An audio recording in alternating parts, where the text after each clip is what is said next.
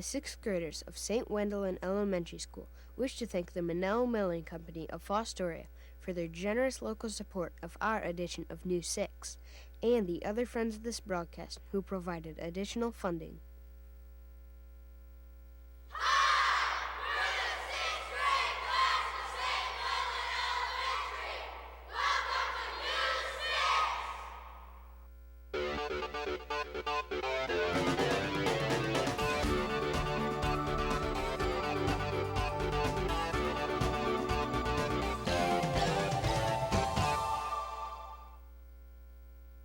Welcome to this week's edition of News 6.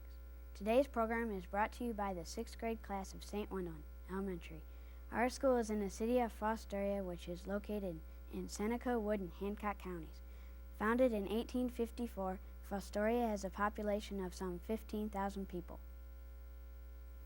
This area of Ohio has had a long tradition of glassmaking, and today there are still those who make glass the old-fashioned way, by hand. Reporter Tony Magg found one such person right here in Fostoria.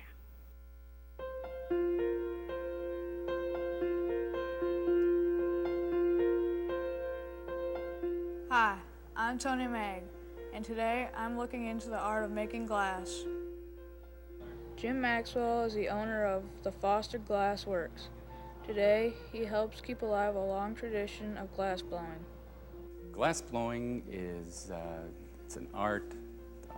Basically what's done in glass blowing is you're working with glass in a molten state. It is usually melted in a glass furnace. Probably the most important tool is the glass furnace itself. The furnace that we use here is an electric furnace.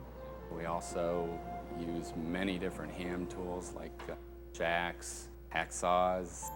We also use kilns and another item called a glory hole. Jim has made a lot of interesting things in his 25 years of working with glass. Some of the things that we make with the glass are Christmas ornaments. We also blow vessels and bowls. We engrave logos. One we're working on right now is for the Cleveland Indians. We engrave the Chief Wahoo on burned out light bulbs from the stadium. It can take years to learn a skill such as working with glass. Anybody can actually get in and start working with glass and blowing glass, but to become good at it, it requires a good deal of experience. This is Tony Magg reporting for News 6.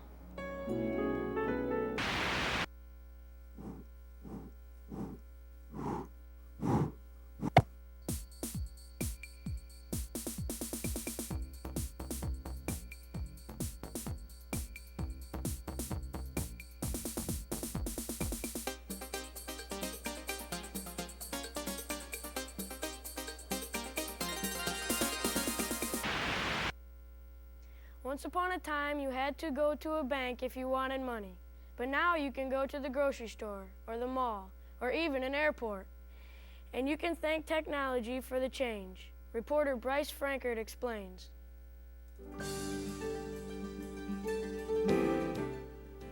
Hi, I'm Bryce Frankert here at the ATM. Anybody need money? I do. ATM stands for Automated Teller Machine, which means that banking isn't what it used to be. An ATM is a device that dispenses cash directly to a customer's hand mechanically.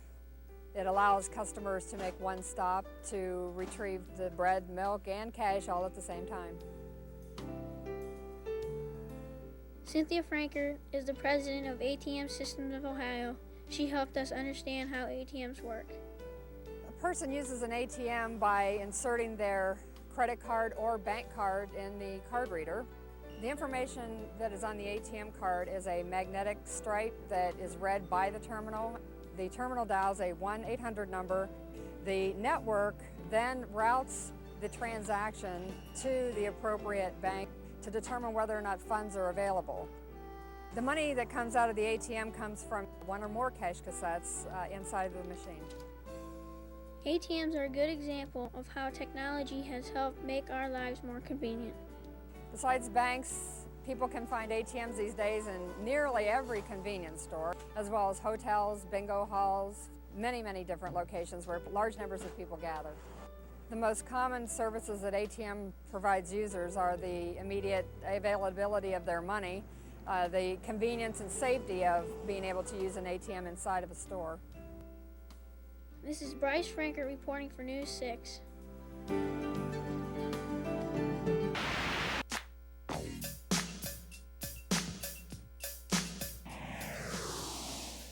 Today's Kids View question is, what is your favorite holiday and why?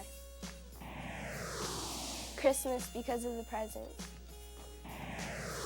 New Year's because you get to start the year over again. Thanksgiving because of my grandpa's turkey.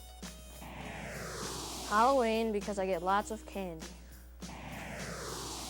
Easter because I like to color the eggs. The 4th of July because of all the cool fireworks.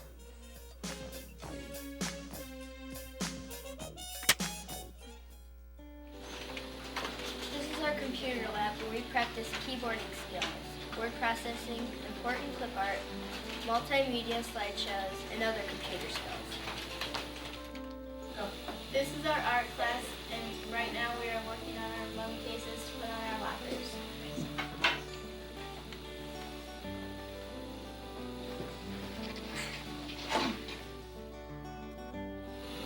This is our chapel where we come to pray every Wednesday.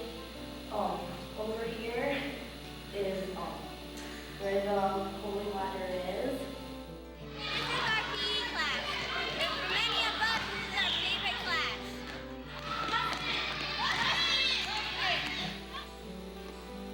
This is our 6th grade band.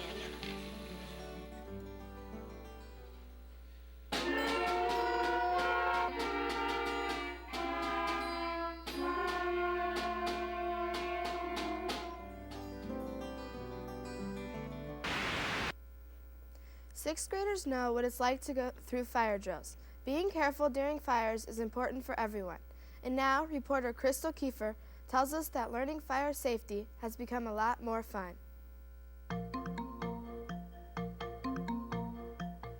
Hi, I'm Crystal Kiefer, and there is a new way to learn about fire safety in Fostoria.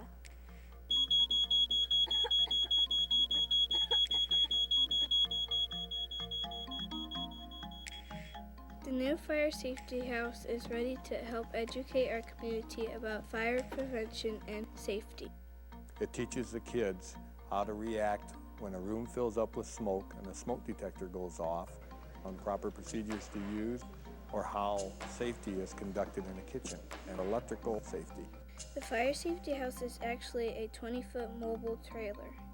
Okay, kids, if we come in here, this is the living room. The fire safety house has a diagram which is laid out with a bedroom upstairs, a living room downstairs, and a kitchen downstairs, and they are fully equipped to resemble a home. We have heated doors that kids can touch to feel whether there's a fire on the outside.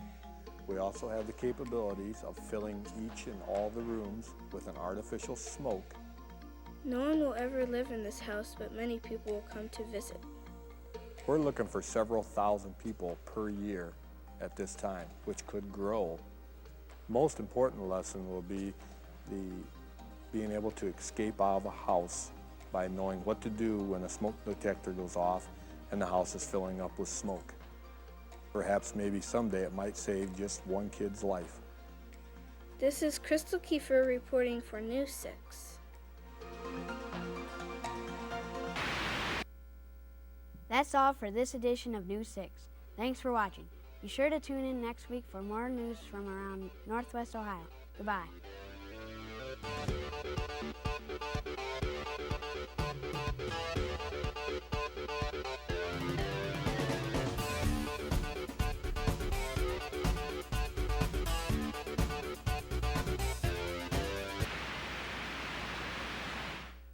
The sixth graders of St. Wendelin Elementary School wish to thank the Manel Milling Company of Fostoria for their generous local support of our edition of News 6, and the other friends of this broadcast who provided additional funding.